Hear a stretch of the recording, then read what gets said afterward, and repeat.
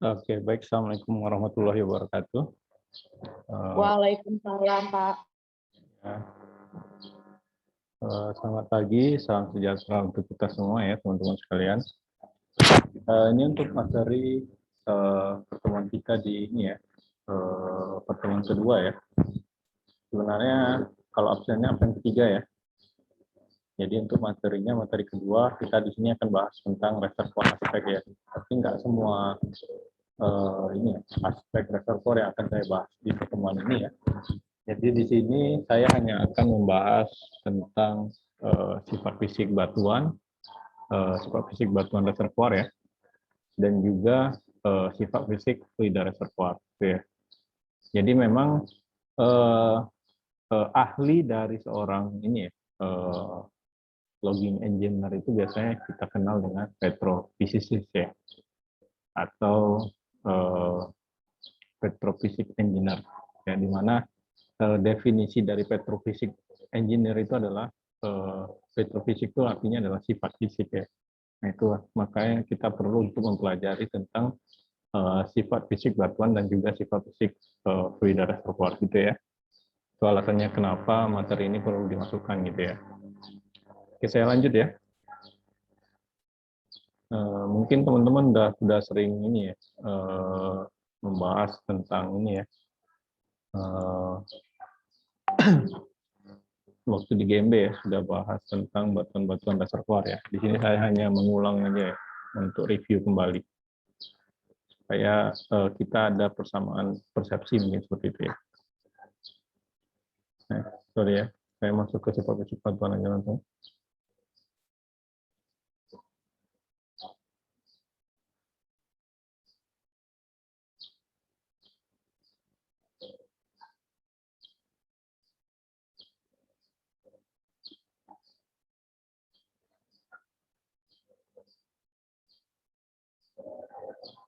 Nah, ini ya, jadi kita masuk ke ini ya.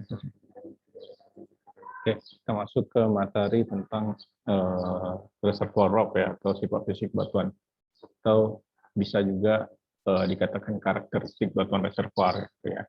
Jadi karakteristik itu adalah sifat ya artinya ya, kalau kita artikan dalam KBBI gitu ya. Jadi banyak karakteristik ini sangat banyak dipakai di ini ya, di judul skripsi. Nah, kadang kalau teman-teman ditanya karakteristik itu apa, teman-teman langsung bingung. Ya, karakteristik itu apa? Jadi karakteristik itu adalah sifat ya.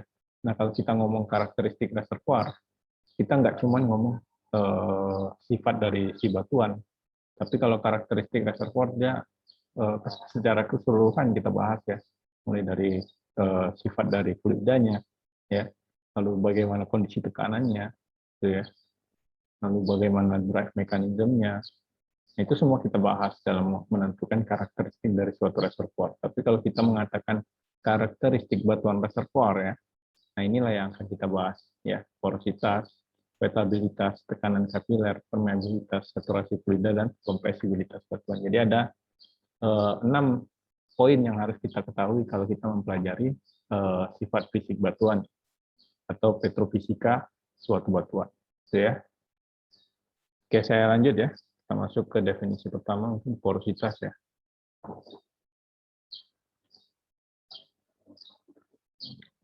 Oke. Yang pertama adalah porositas ya. Jadi porositas ini berasal dari kata poros ya, atau kalau kita artikan poros itu artinya pori ya. Jadi memang porositas itu adalah pori-pori, besaran pori-pori dari suatu batuan.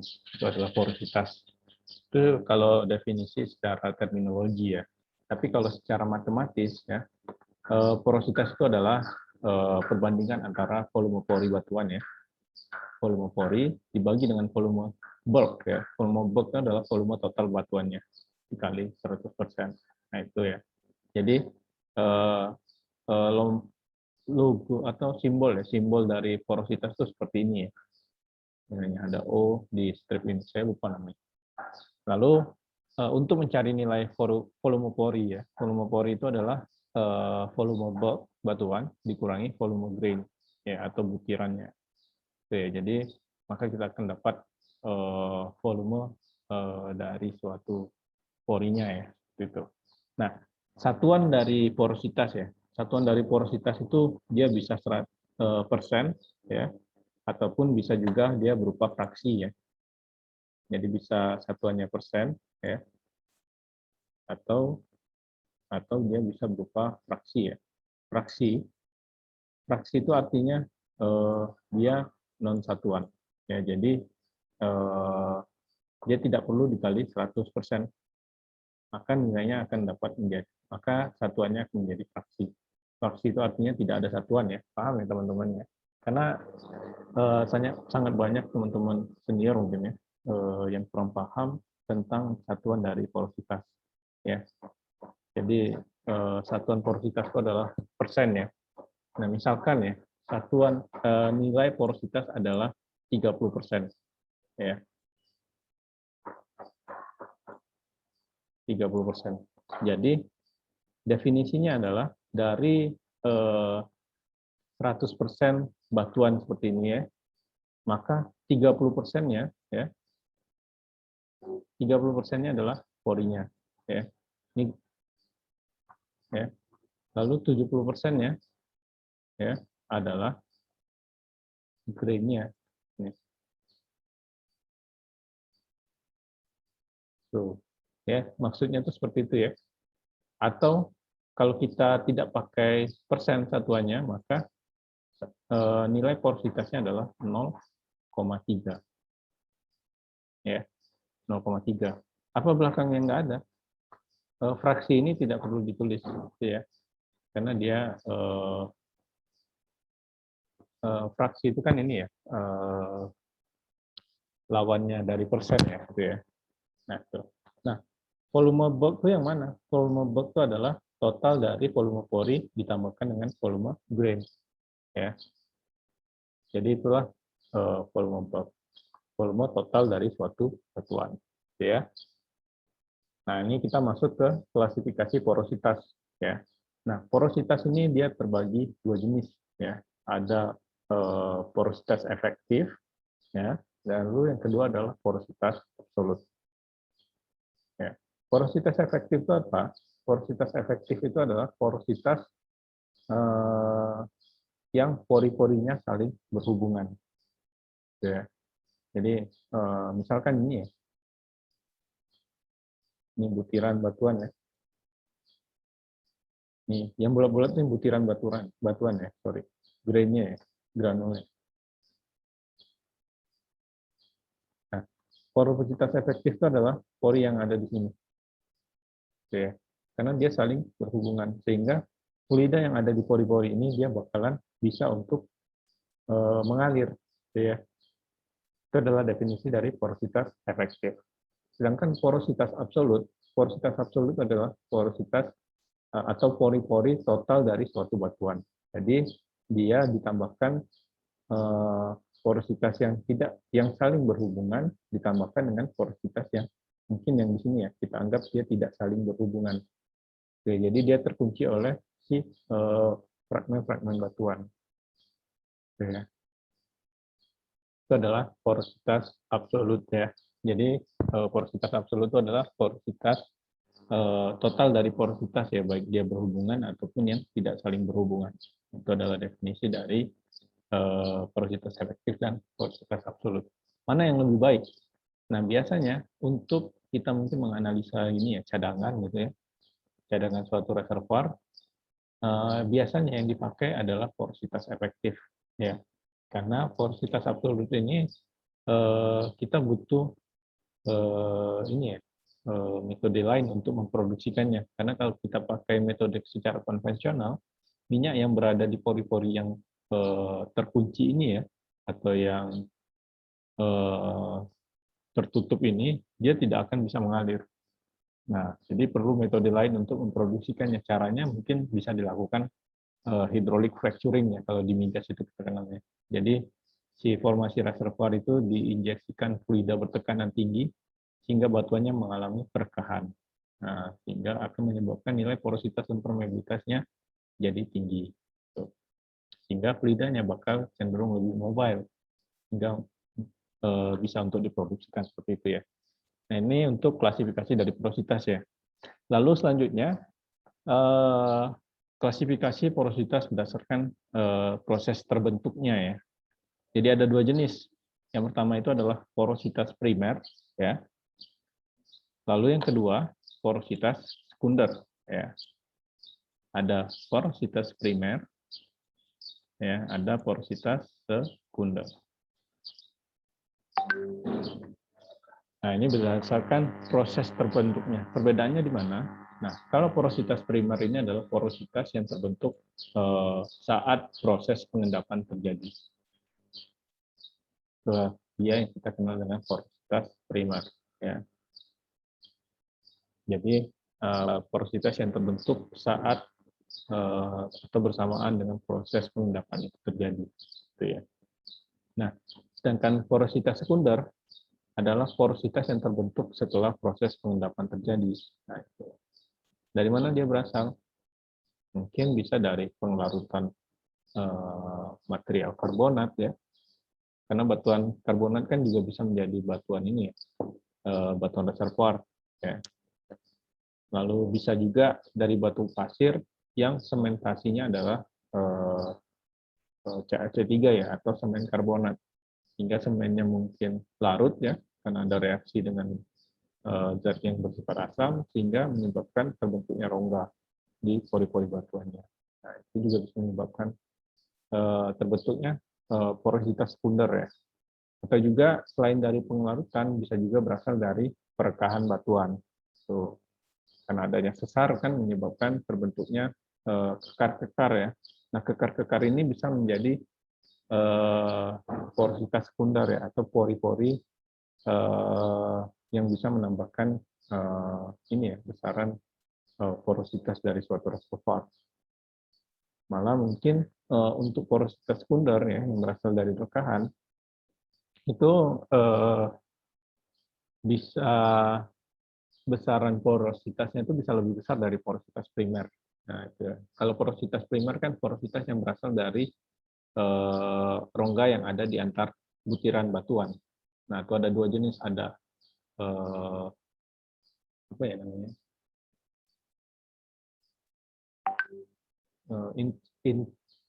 Intragranular ya, porositas yang berasal dari pori-pori yang ada di dalam butiran.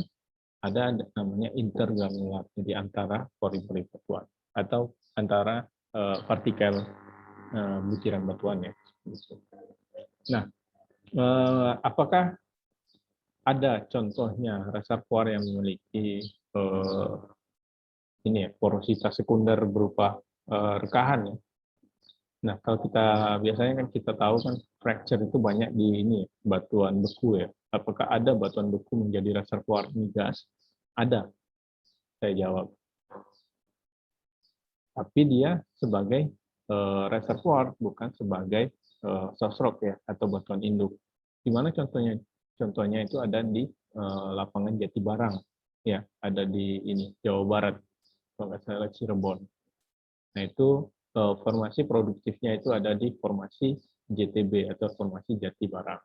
Itu ya. Nah, formasi Jatibarang itu adalah satu-satunya formasi reservoir minyak yang berasal dari batuan kristalin ya, atau batuan beku. Nah, itu satu-satunya ada di Indonesia. Kalau di luar negeri mungkin juga ada ya. Nah, kenapa bisa ada minyak di batuan ini ya, batuan beku? Karena memang di atas dari si batuan beku ya, dari formasi Jatibarang itu terendapkan ini ya, formasi talang akar ya, TAF, talang akar formation ya, sehingga migrasi itu kan nggak selalu ke atas ya, bisa juga ke batuan di bagian bawahnya, asal batuan yang di bawahnya itu memiliki rekan-rekan atau pori-pori ya. Seperti ada kemungkinan minyak itu akan mengisi ke batuan yang di bawah. Seperti itu ya. Oke, saya lanjut. Nah, ini ya. Ini adalah tipikal porositas beberapa batuan sedimen ya. Yang pertama itu adalah soil ya. Soil itu tanah ya. Dia nilai porositasnya 55% ya. Itu makanya dia sangat sering kita menemui ini ya, air di tanah ya. ya, karena memang dia sifatnya sangat berpori ya. Lalu yang kedua itu gravel dan pasir ya. Gravel ini kerikil ya. Ya kerikil ya, kerikil dan pasir porositasnya ini range-nya antara 20 sampai 50% ya, atau kalau kita fraksikan 0,2 sampai 0,5 seperti itu ya. Lalu lempung atau clay ya, dia porositasnya 50 sampai 70%. Nah, kalau teman-teman lihat di sini, malah porositas dari lempung ini jauh lebih besar daripada porositas batu pasir. Gitu ya. Apakah make sense menurut teman-teman?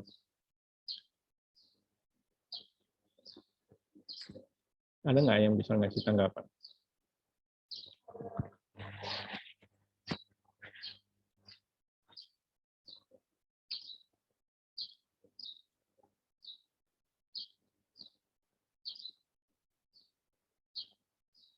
Ayo.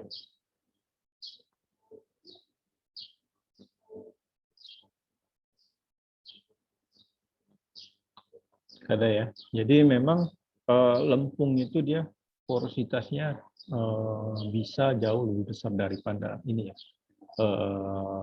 pasir ataupun ini ya, gravel ataupun pasir ya. Kenapa? Karena memang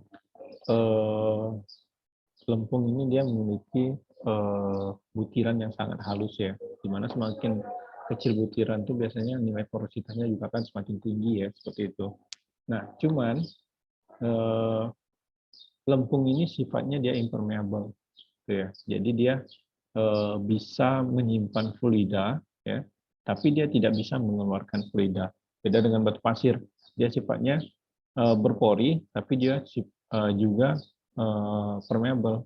Dia sifatnya poros dan permeable, jadi dia bisa menyimpan dan juga bisa mengalirkan. Nah, kalau lempung, dia cenderung menyimpan air ya, apabila kontak dengan apabila si batuan clay atau lempung ini kontak dengan dengan fluida ya, dia bakalan cenderung untuk menyimpan si airnya. Makanya saat pemboran biasanya kita menemui zona-zona overpressure ya, atau zona-zona tekanan yang tinggi itu berada di zona-zona lempung ya, karena lempung ini dia menyimpan fluida. Saat ditembus oleh mata bor, yang terjadi adalah tekanan yang tinggi ya. Contohnya itu mungkin di kejadian di lumpur Lapindo ya. Nah, itu yang dikenal dia mengebor mat vulcano ya. Nah, itu kan mat vulcano itu sebenarnya kan ini lempung yang terkena air ya. Makanya ada lempung itu dia apabila kontak dengan air itu dia bakalan mengalami pengembangan ya, atau penambahan volume. Nah, kalau bahasa ini migasnya kita kenal dengan swelling, gitu ya. Nah, biasanya lempung-lempung yang swelling ini apabila dia memiliki mineral-mineral non-morillonit ya, ataupun mineral-mineral smectite. Nah, ini lempung yang seperti ini biasanya dia sangat reaktif terhadap air. Nah, makanya kalau di pemboran kita melakukan pemboran ya, lalu menemui litologi batuan lempung yang ini ya, mengandung mineral non-morillonit ini, biasanya lumpur pemboran yang kita pakai itu penglarutnya itu bakalan diganti dengan minyak, gitu ya. Karena atau dikenal dengan oil based mud ya. Karena minyak itu tidak akan bereaksi dengan si lempungnya. Tapi kalau kita pakai water based mud ya, jadi pengencer material lumpur pemborannya itu pakai air, maka air dari lumpur pemboran ini bisa bereaksi dengan si litologi lempung atau clay yang mengandung mineral non-morillonit tersebut, seperti itu ya. Lalu ini untuk batu pasir ya. Batu pasir porositasnya range-nya antara 5 sampai 30% ya. Jadi perbedaan batu pasir dengan gravel, mungkin gravel dan pasir ini masih endapan ya, belum menjadi batuan. Lalu batu gamping atau limestone range-nya 10 sampai 30%. Dan batu beku dari fracture-nya ya, dari rekahannya dia porositasnya itu range-nya antara 10 sampai 40% itu ya, tergantung dari besaran dari rekahannya ya. Next. Nah, ini adalah gambaran besaran porositas berdasarkan metode packingnya ya. Jadi ada kubik, ya ini ya, ada rombohedral. Ya.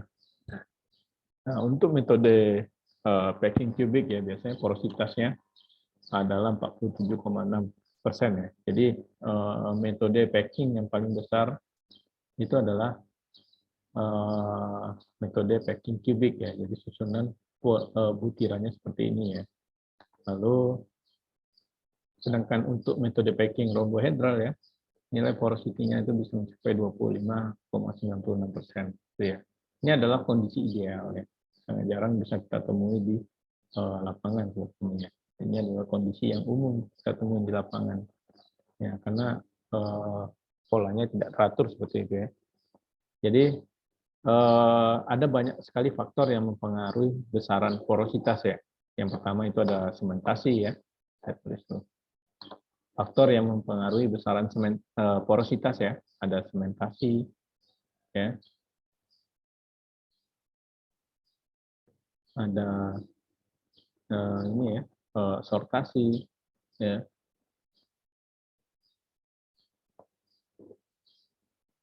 Jadi kalau sementasi semakin banyak semennya pasti akan mengurangi nilai porositas ya. Kalau sortasi semakin banyak semakin dia terpilah dengan baik, maka nilai porositasnya juga akan semakin bagus ya. Kalau ukurannya seragam, butirannya ya, pasti porinya akan semakin besar ya dibandingkan kalau ini ya, ukuran butirannya tidak seragam ya, ada yang besar, ada yang kecil. Lalu selanjutnya ada ini ya, ukuran butiran ya, grain size,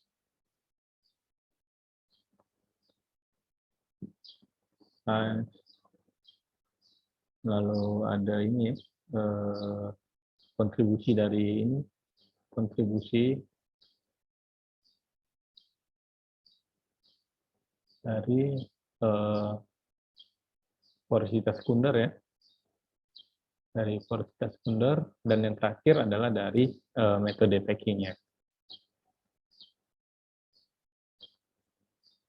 Metode, ini metode ya, metode packing. Apa itu metode packing? Inilah yang kita bahas. Kalau ini mungkin teman-teman sudah tahu semua lah ya, sementasi, sortasi, grain size, lalu apa kontribusi dari ini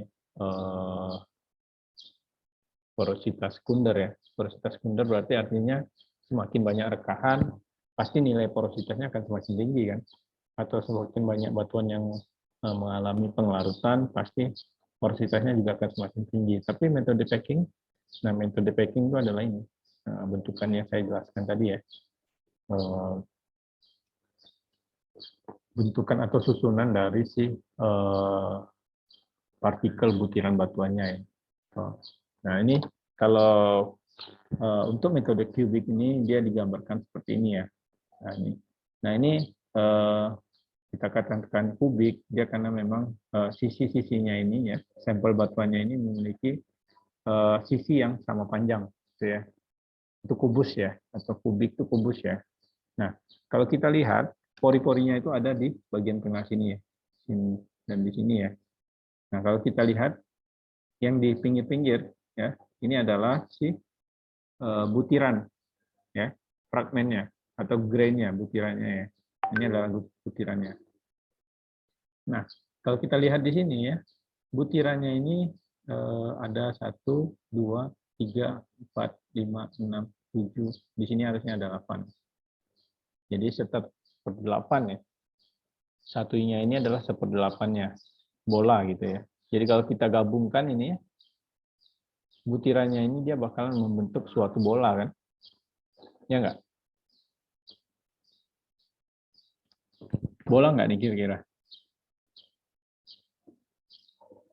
Kursor Bapak nggak nampak, Pak, yang bentuk tadi itu. Oh, nggak nampak ya? Sorry. Dasar berarti. Ini nampak ya? Sorry ya. Nah, ini adalah pori ya. Ini porinya. Ini pori. Ini pori ya.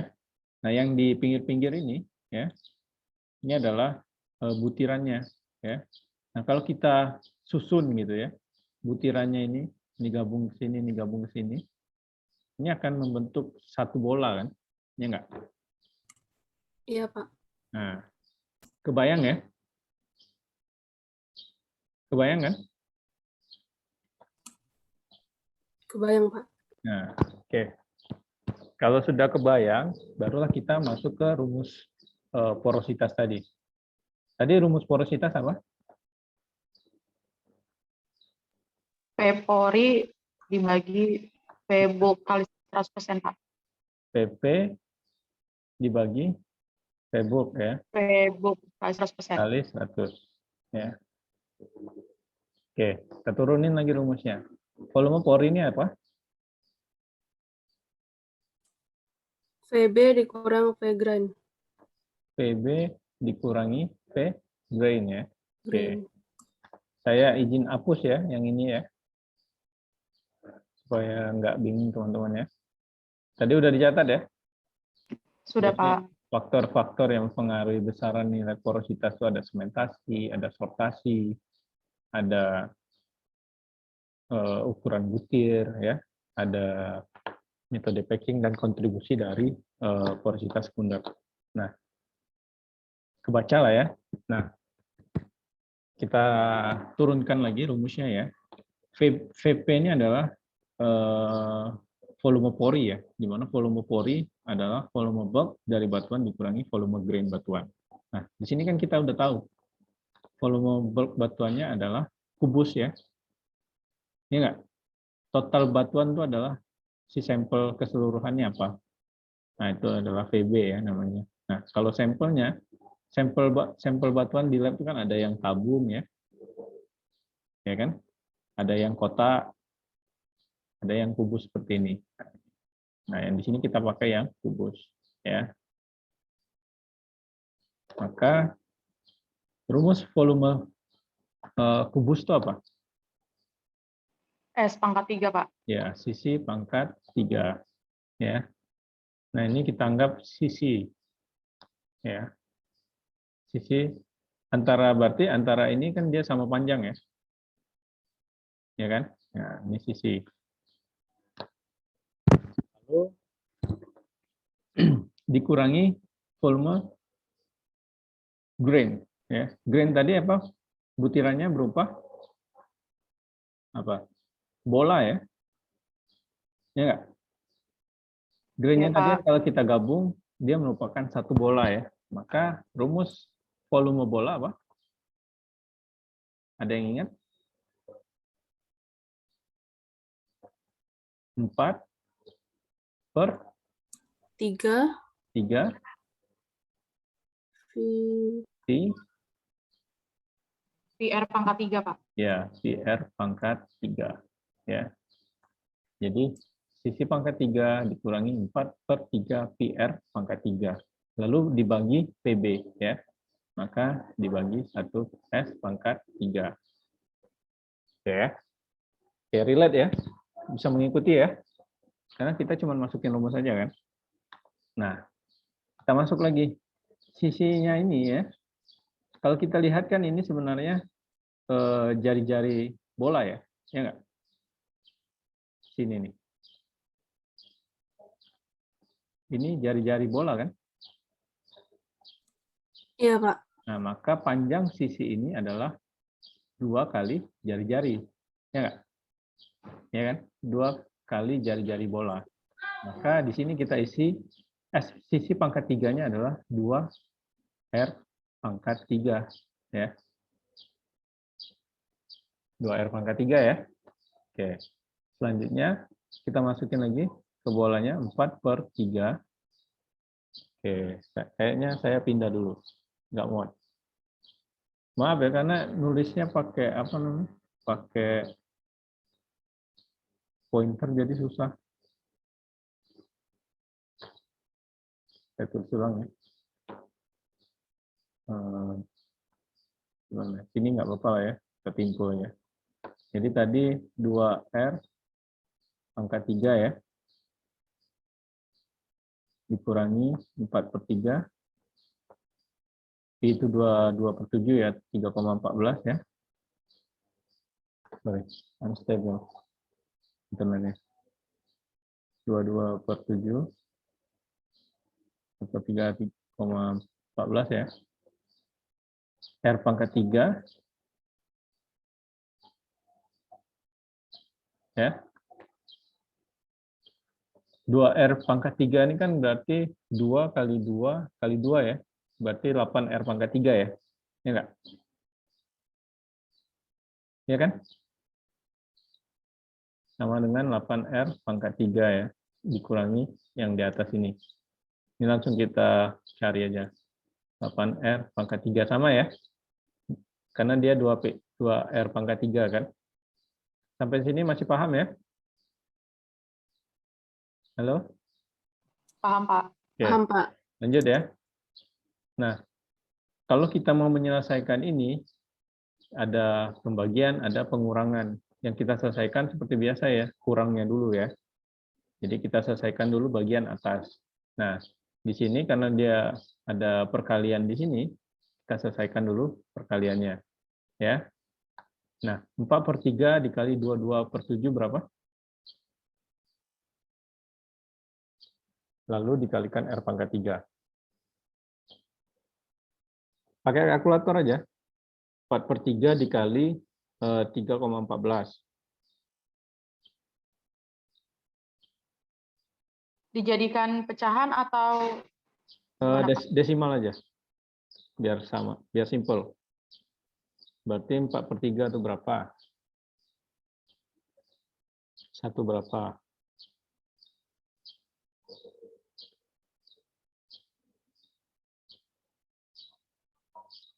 4,19, Pak. 4 R pangkat 3. 3, 1,33 kali 3,14 ya. Oke, 4,19 ya. 4,186.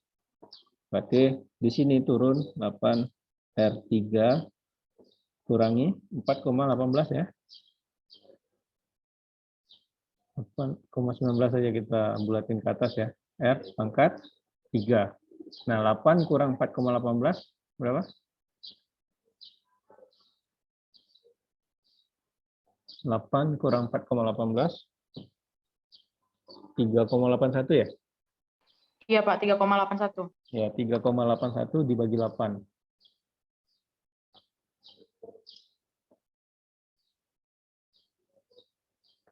Nol 0,476, Pak. Bentar ya. Ini R3 ya. Ini porositas. Nah, ini karena sama-sama R pangkat 3 boleh kita hapus ya. Ya kan? Nah, jadi berapa tadi? 0,47? 0,476. Ya. Ini satuannya fraksi ya. Ya kan? Dia non satuan. Nah, kalau kita mau jadikan dia persen, berarti kita kalikan 100. Ya. Berarti 0,476 kali 100, maka nilainya adalah 47,6% ya kan? Ya enggak? Maka nilainya sama dengan di atas. Ya. Proof berarti ya, terbukti kalau metode packing dengan bentuk kubik ya, maka menghasilkan porositas sebesar 47,6%. Paham ya?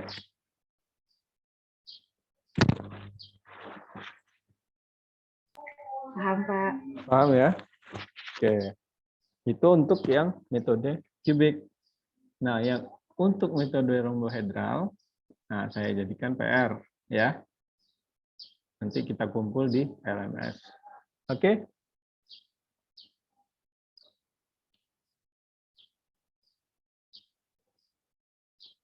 Oke nggak nih? Pak, yang rombohedral ini bentuknya apa, Pak? Apa bentuknya kira-kira kalau bentuknya seperti itu? Supaya kamu tahu rumus volumenya.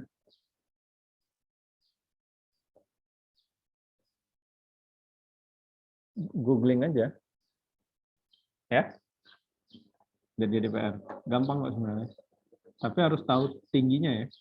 Kalau kita mau cari luas alas kali tinggi, maka kita dapat volumenya nih. Nah, untuk nyari tingginya baru agak tricky. Ya. Oke, lanjut.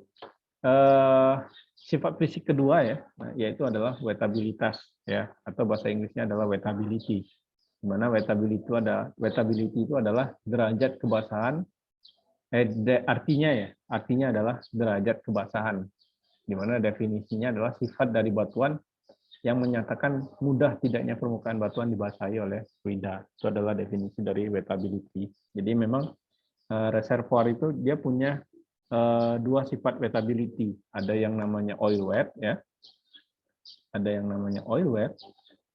Sorry. Ada yang namanya oil wet. Atau ada yang namanya water wet.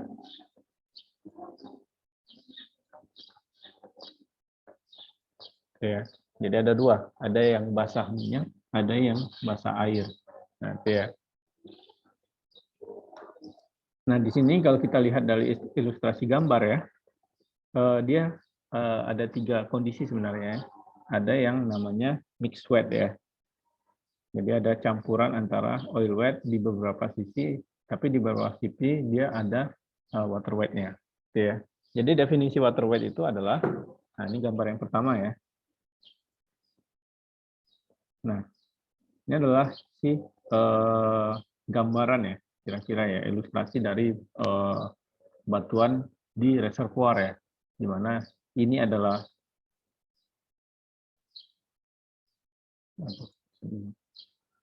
nah yang ini ya, yang warna coklat ini,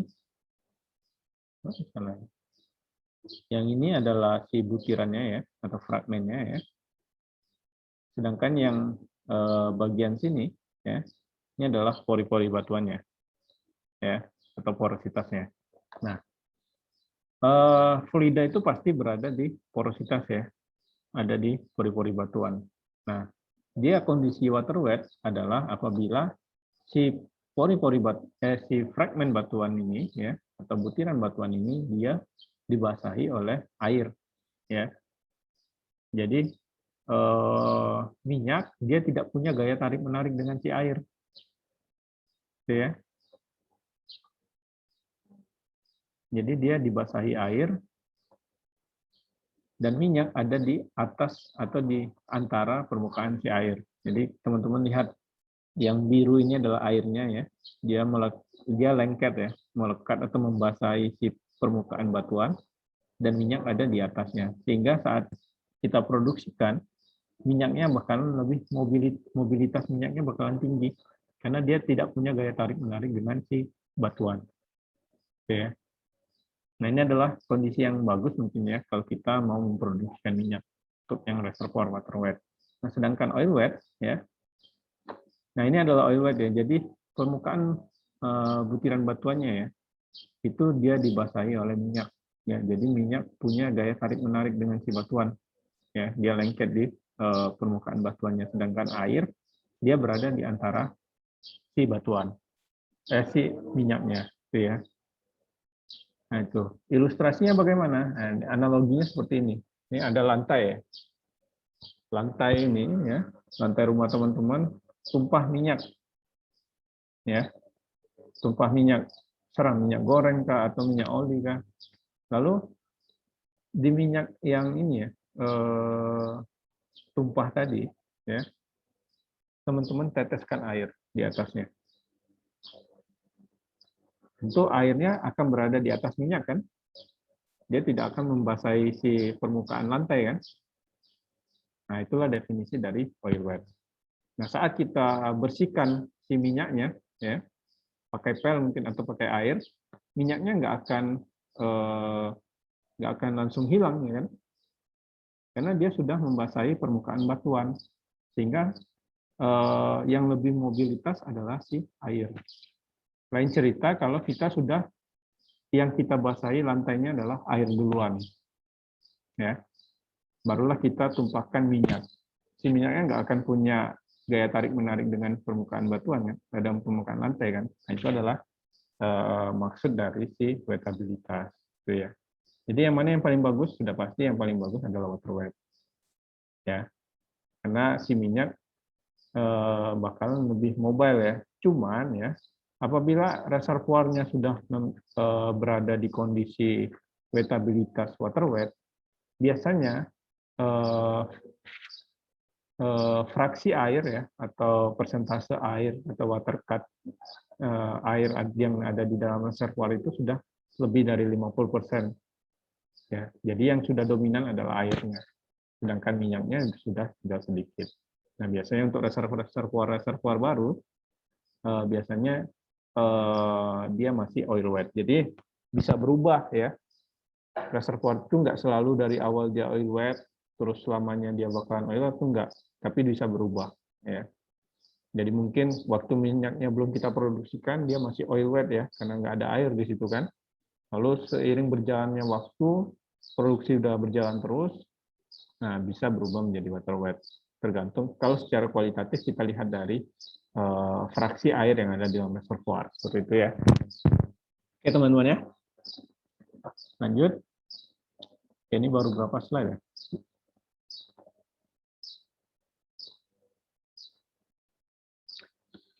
Oke, ini untuk tekanan kapiler ya. Tekanan kapiler atau PC ya, ini didefinisikan sebagai perbedaan tekanan antara dua permukaan fluida yang tidak saling campur ya. Fluida yang tidak saling campur di reservoir itu adalah si hidrokarbon dengan si air ya, karena dia nggak akan bisa saling campur ya, sehingga akan membentuk tegangan antar permukaan di antara kedua fluida tersebut ya. Nah, ini rumus mencari nilai PC ya. PC sama dengan PNW. PNW ini adalah tekanan fluida pada non-wetting ya. Ada pada fluida yang tidak membasahi dikurangi tekanan pada fluida wettingnya ya. Atau sama dengan G kali H kali delta P ya. G ini gravity, H ini kolom fluida, delta P ini adalah perbedaan tekanan gitu ya, antara fluida wetting dan non-wettingnya seperti itu. Lalu PC bisa juga rumusnya 2 tau WNW ya. WNW ini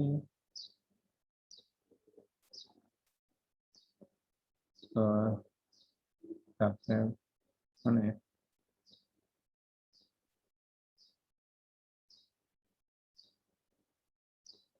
Ini nggak ada ya penjelasan WNW ini apa ya. Kita skip aja lah rumusnya ya. Jadi bisa dipakai rumus yang atas. Oke ya. Next. Oke, ini masih di PC tadi ya. Nah, besaran nilai tekanan kapiler ini ya. Tekanan kapiler ini sangat dipengaruhi oleh nilai permeabilitas dari suatu batuan ya. Di mana kalau dia memiliki permeabilitas yang kecil ya, atau low permeability ini ya, maka nilai tekanan kapilernya akan semakin tinggi ya. Semakin besar si tekanan kapilernya. Tapi kalau permeabilitasnya semakin besar ya, atau dia semakin mampu untuk mengalirkan fluida, maka nilai tekanan kapilernya akan semakin rendah. Nah, apa efek dari si tekanan kapiler? Nah, tekanan kapiler ini akan mempengaruhi ketebalan dari zona transisi. Ya, semakin tebal zona transisi, maka cadangan minyaknya akan semakin sedikit. Itu ya. Jadi ini contohnya case 1 ya. Case 1 ini adalah, ini gambarannya di sini ya. Dia tekanan kapilernya yang warna hijau ya. Case 1 yang hijau ya. Dia tekanan kapilernya 0 ya. Terlihat ya. Luruskan di 0 ya, yang warna hijau. Maka batas antara minyak dengan air ya. Di reservoir itu kan ada namanya kontak fluida ya. Terus kita tulis namanya water oil contact ya. Water oil contact ya, WOC. Misalkan ini saya gambarkan reservoir ya. Batas antara zona minyak, oil, dan air ya, itu jelas. Itu WOC. kalau tekanan kapilernya 0, artinya antara fluida wetting dan non wetting ini dia tidak ada perbedaan tekanan, gitu ya. Makanya di zona yang di atasnya adalah 100% minyak. Ya. Tidak ada air yang mengintrusi artinya ya. Di zona yang bawah sini adalah 100% air. Gitu ya. Nah, kalau yang di case 2 dinaikkan nilai tekanan kapilernya ya, sampai nilai mungkin berapa lah ini di sini ya terukur. Nah, yang terjadi adalah karena nilai tekanan kapilernya besar ya, maka fluida yang ada di bawahnya ini dia bakalan mengintrusi ke atas. Ya. Sehingga terbentuk zona transisi ya. Mungkin di sini mungkin transisinya sampai sini ya sih ya. Nih, transisinya cuma sampai sini ya. Di sini 100% minyak ya. Di sini sudah campuran antara minyak dengan air ya.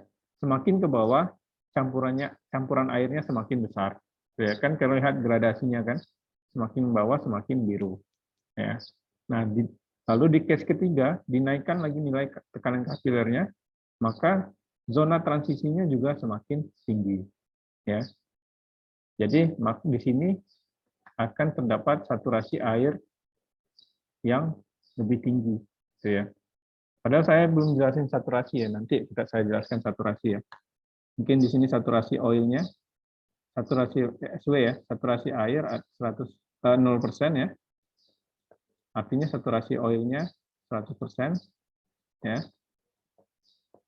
Lalu di sini karena sudah ada tekanan kapiler ya, saturasi airnya mungkin sudah mulai naik menjadi berapa ya? Kita anggap aja 40% ya. Kalau saturasi airnya 40% berarti sisanya 60%-nya adalah minyaknya. Ya. Nah, kalau di case ketiga, transisinya kan semakin besar lagi, mungkin di sini 60%. Kita anggap aja ya. Maka di sininya minyaknya tinggal 40%-nya. Itu ya. Jadi itu adalah efek dari tekanan kapiler terhadap reservoir. Dia akan mempengaruhi zona transisi atau ketebalan zona intrusi airnya ya. Gitu ya. Sehingga batas antara water oil contact-nya menjadi ini ya, tidak tegas seperti itu ya. Oke, lanjut ya. Nah, kalau kita lihat di sini ya, ini OOIP-nya adalah original oil in place ya. Original oil in place. Satuannya STB di sini dibuatnya. Stock tank barrel ya. Jadi cadangan minyak ya, volume minyak itu satuannya bisa barrel ya. Bisa barrel ya, bisa STB ya. Kapan dipakai barrel, kapan dipakai STB nanti saya jelaskan di ini sifat fisik fluida ya. Di pertemuan hari ini juga. Nah, kalau kita lihat ya di case 1 karena dia saturasi airnya tekanan kapilernya 0, maka dia volume minyaknya menjadi 23.139. Jadi ini sudah sesuai dengan volumenya ya. Jadi ini adalah total minyak yang ada di sini. Lalu di case 2 karena ada kenaikan tekanan kapiler menyebabkan karena zona transisinya menebal ya, ada intrusi air di sini menyebabkan si minyaknya ya cadangan minyaknya berkurang. Gitu ya. Kemana larinya? Minyaknya pasti bermigrasi lagi.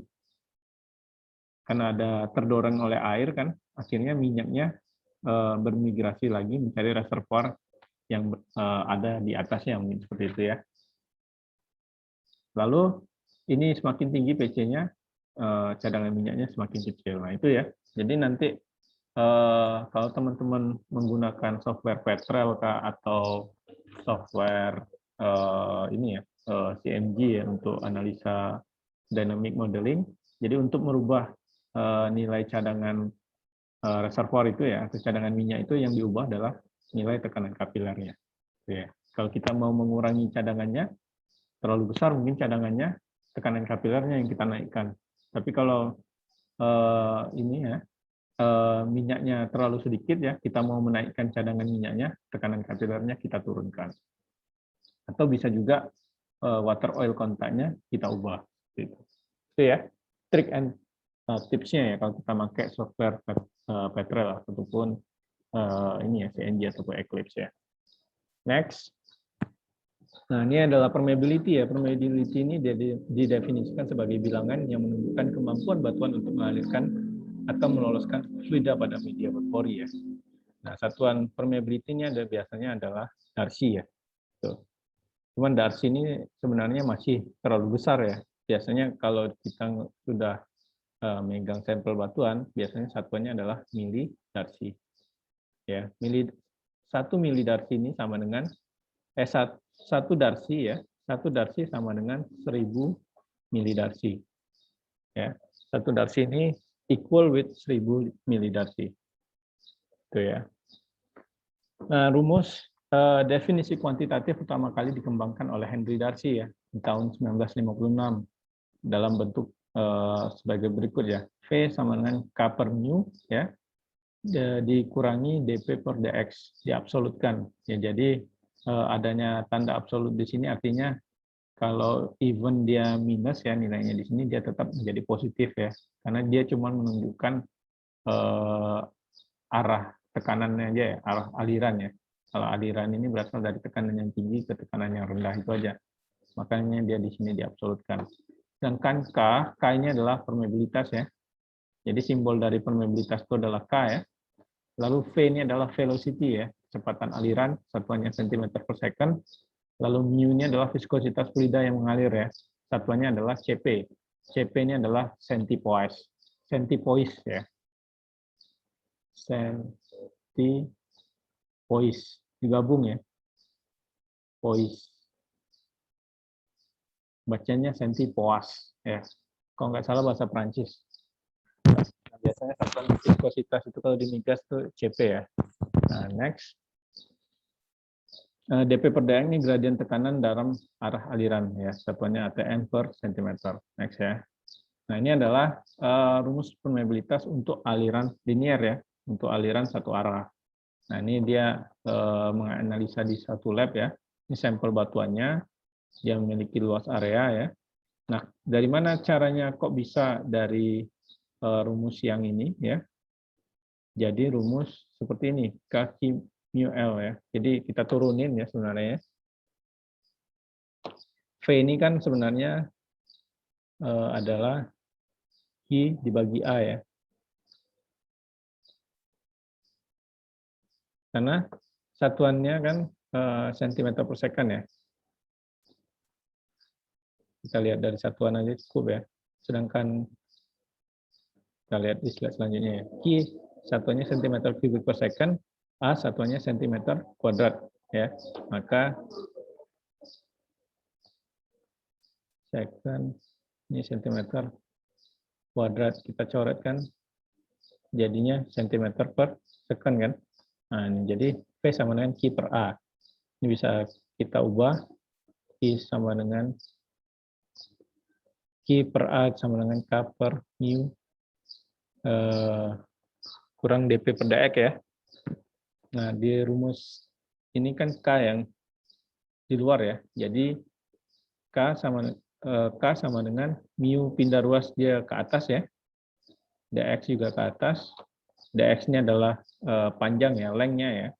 Jadi antara nah ini L-nya ya, panjang sampel ya. Jadi kalau pindah ruas K sama dengan I ya. I mu naik ke atas, mu dx-nya adalah jarak ya, L dibagi A ya. Ini masih di bawah A. dP pindah ruas jadi ke bawah ya. Jadi P1 kurang P2, di mana P1-nya lebih besar dari P2. Ya, itu ya. Maka sama kan rumusnya. K sama dengan Q mu L dibagi A dikalikan P1 kurang P2. Seperti itu ya. Lalu next, saturasi fluida. Kita masuk ke saturasi fluida. Saturasi fluida ini adalah perbandingan antara volume pori batuan yang ditempati oleh fluida dengan volume pori efektif ya, yang saling berhubungan. Dengan volume pori efektif ya. Volume pori efektif adalah volume pori yang saling berhubungan. Jadi saturasi fluida itu ada SW, ada SO, ada SG ya. Tergantung dari fluida yang ada di reservoir ya. Jadi kalau cuman ada minyak misalnya di dalam reservoir itu 100% adalah minyak, maka 100%-nya minyak ya, maka di SW-nya adalah 0, SG-nya adalah 0. Tapi kalau di reservoir ada gas, ada minyak, ada air ya, ada oil, ada gas, ada air, maka semua ini ada nilainya, gitu ya. Sudah yang pasti total dari SG saturasi gas ditambah saturasi oil ditambah saturasi air adalah 1 ya, atau 100% ya. Oke ya. Jadi total dari SG, SO, SW adalah 100%. Misal ya. Misalkan saturasi gas ya, saturasi gasnya 0,2 ya. Lalu saturasi oilnya 0,25. Berapa saturasi air? Misal.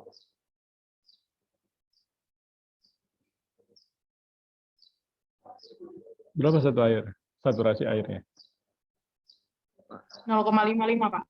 Ya, itu ya. Jadi tinggal kita pindah ruas kan. Kita nyari SW kan, maka 1 kita pindah ruas, kan ini positif, pindah ruas jadi negatif ya, G kurang SO ya, 1 dikurangi 0,45, maka nilainya adalah 0,55 ya. Itu kalau kita tahu nilai saturasinya. Tapi kalau kita nggak tahu nilai saturasinya ya, maka kita pakai rumus ini. Saturasi oil sama dengan volume pori yang diisi oleh minyak ya, lalu dibagi volume pori yang saling berhubungan ya, atau volume pori efektif ya, porositas efektif ya, maka kita dapat nilai saturasi oilnya ya, sama dengan saturasi air dan saturasi gas. Oke ya. Selanjutnya nanti ini ada videonya, jadi nggak usah takut ya, bisa ditonton ulang. Lalu selanjutnya adalah kompresibilitas batuan ya. Biasanya satuannya adalah CF ya. Simbolnya adalah CF atau compressibility formation atau formation compressibility. Nah, definisinya adalah sebagai perubahan volume akibat perubahan tekanan ya. Jadi batuan yang berada pada kedalaman tertentu akan mengalami 2 macam tekanan, yaitu tekanan dalam atau internal stress dan tekanan luar atau external stress. Jadi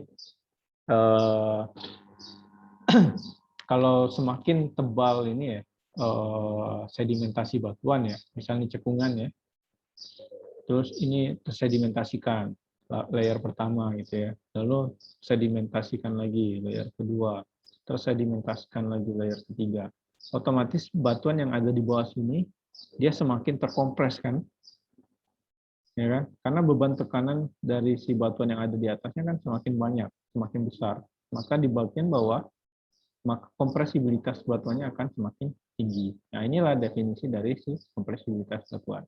Nah, untuk mencari nilai kompresibilitas, ada banyak sebenarnya caranya ya. Sebenarnya lebih bagus pakai analisa lab ya. Cuman kalau kita nggak ada data lab, bisa pakai korelasi dari Hall ya. Tahun 1953. Rumusnya 1,87 per 10 pangkat 6 kali porositas di pangkat minus 0,415, maka kita dapat nilai kompresibilitas formation ya, seperti itu. Simple sekali. Nah, ini adalah contoh penyajian data core ya. Ya nggak apa-apa lah saya tampilin ya. Jadi ini biasanya, jadi data core itu ada core rutin, ada core special core analysis yang saya katakan di pertemuan pertama kemarin ya. Nah, ini adalah contoh dari core rutin ya.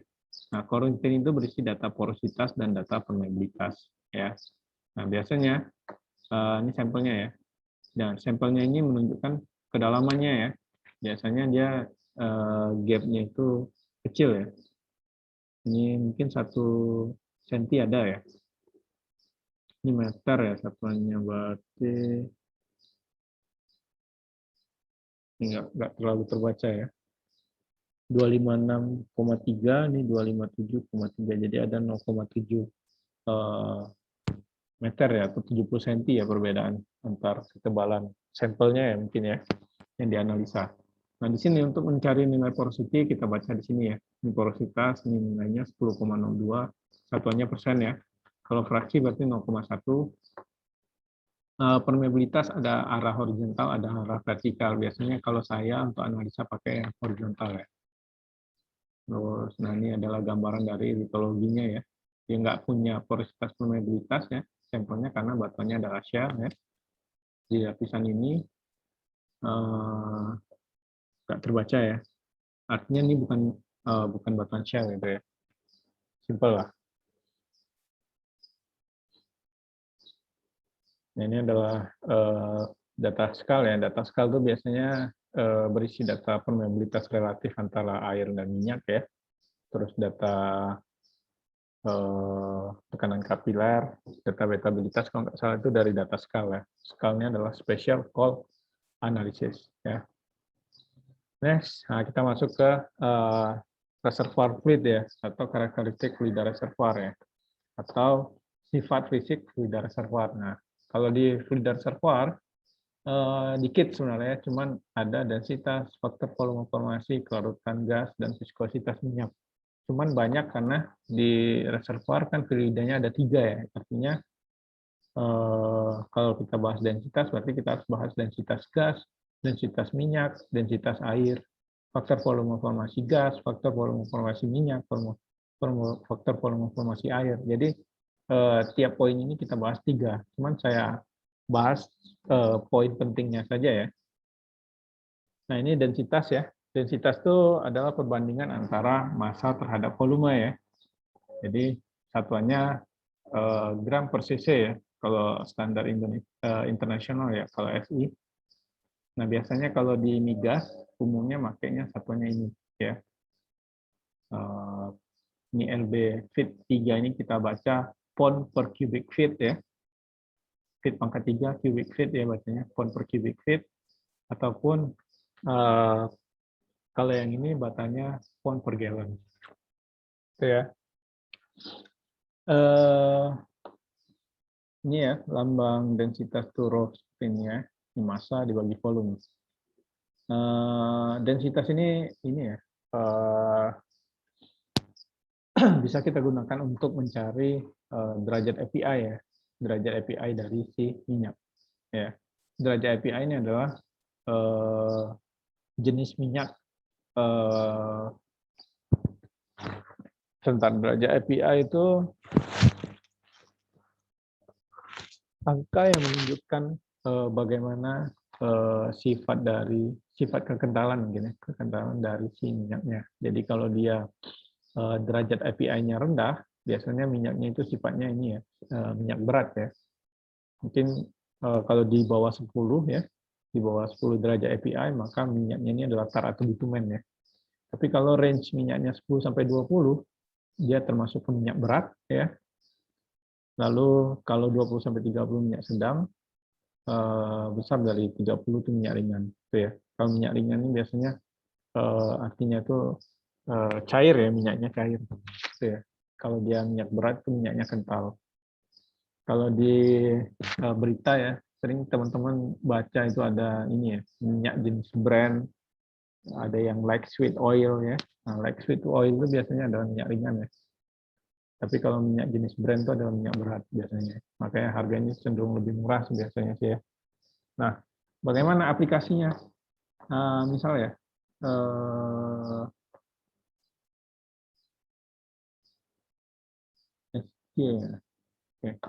misal kita asumsi ya, asumsi densitas dari minyak ya, oil density-nya adalah 0,8 gitu ya. Lalu kita cari dari densitas ini kan kita cari nilai Sg ya. Sg itu kan specific gravity itu adalah perbandingan antara densitas oil. Kalau kita nyari SG oil ya, densitas oil dibagi densitas air. Ya. Nah, kalau SG gas itu densitas gas dibagi densitas udara. Kalau densitas air kan sudah pasti 1 gram per cc ya. Ya nggak? Kalau densitas udara itu konstanta ya, saya lupa berapa. Teman-teman cari aja nanti di ini ya, di Google ya, pasti banyak infonya. Jadi kalau untuk minyak, densitas gas SG oil itu nilainya sama dengan densitas oilnya, karena densitas air kan nilainya 1, jadi nggak berubah ya gitu ya. Jadi tinggal kita masukin 141,5 dibagi 0,8 ya, dikurangi 131,5, maka dia bakalan masuk ke jenis minyak yang mana. Nah itu, coba aja cari berapa nilainya.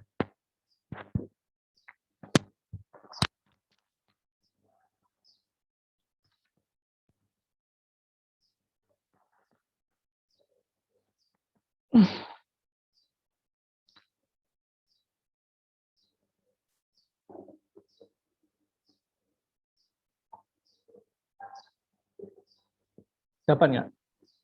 Pak, yang SG-nya tadi yang 0,8 itu ya, Pak? Ya, SG oil itu nilainya sama dengan densitas oil ya.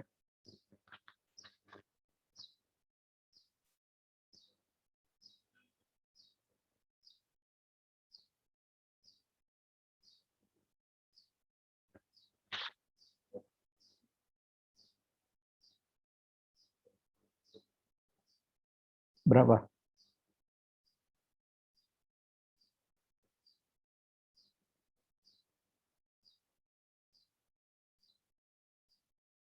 Oh, ini ada rumusnya ya.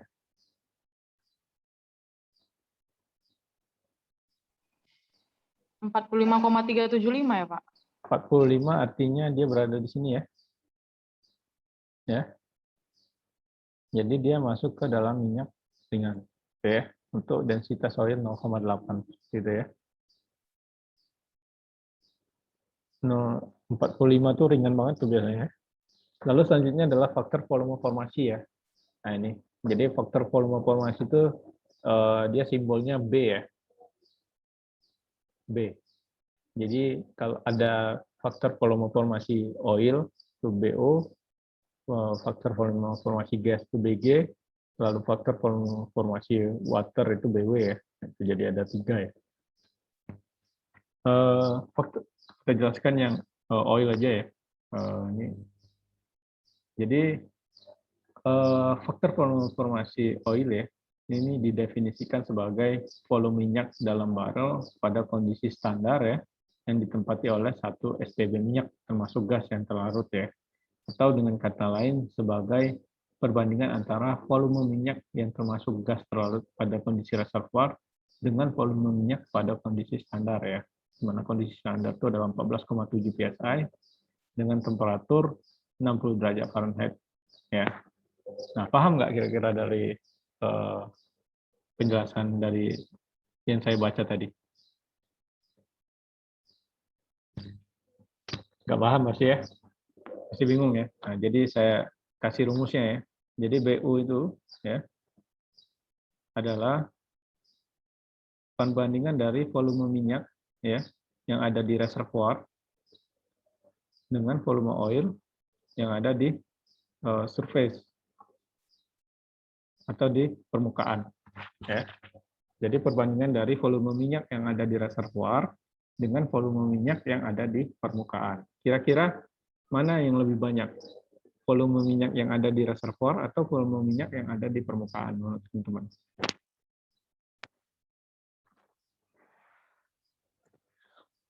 Yang di reservoir ya, Pak? Kenapa?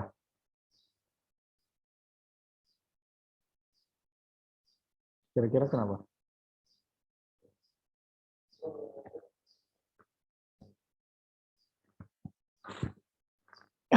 Ada yang lain nggak selain Maria?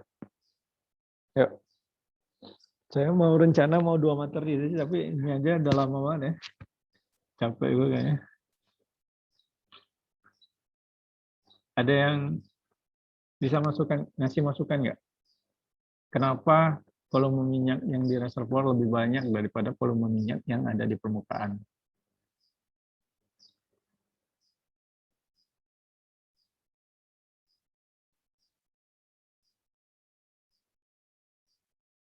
Nggak ada ya? Jadi ini ya, pertama saya jelaskan dulu kondisi ya. Kalau di reservoir, kondisi tekanan di reservoir itu sudah pasti tekanannya lebih tinggi daripada tekanan di permukaan ya. Karena di permukaan kan tekanannya cuma segini ya, 14,7 psi kan. Ini kondisi permukaan ya. 14,7 psi itu adalah 1 atm ya. 1 atm itu adalah 1 atmosferik ya, atau tekanan tekanan udara ya. Artinya kan tekanannya sangat rendah ya dibandingkan kalau kita ngomongin di reservoir gitu ya. Tekanan di reservoir itu dari ini ya, mungkin dari banyak penelitian yang saya lakukan waktu kerja dulu ya, di kedalaman mungkin 1.500 2.000 itu tekanannya bisa sampai 1.500 psi ya, 1.500 psi gitu ya, kedalaman 1.000 sampai 2.000 ya, 2.000 km ya, 2.000 feet ya, maaf ya, 2.000 feet, 1.500 sampai ya kira-kira 1.500 psi ya. Nah, gambarannya ya, teman-teman pernah nonton di YouTube gitu ya, atau pernah menyaksikan langsung gitu ban truk meledak? Pernah. Jadi saya pernah nonton di YouTube itu ya, ada orang lagi nampal ban truk ya, tiba-tiba ban truknya itu meledak ya, orangnya itu terpental ya, orang yang di dekat ban itu terpental sampai bajunya lepas tuh ya. Nah, itu saking kuatnya tekanan udara dari ban truk ya. Dan itu tekanannya adalah 60 psi. Ya, tekanan truk itu 60 psi. Kalau tekanan mobil biasanya 30, 35, 40 ya. Kalau ban mobil biasa. Nah, teman-teman bayangkan tekanan di reservoir itu tekanannya 1.500 psi. Ya, berarti kan tekanannya sangat tinggi ya. Nah, karena tekanannya tinggi ini menyebabkan mungkin ya, apabila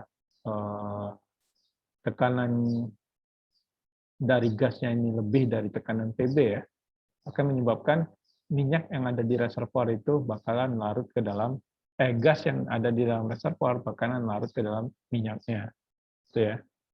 Atau dia bakalan masuk ke dalam minyaknya.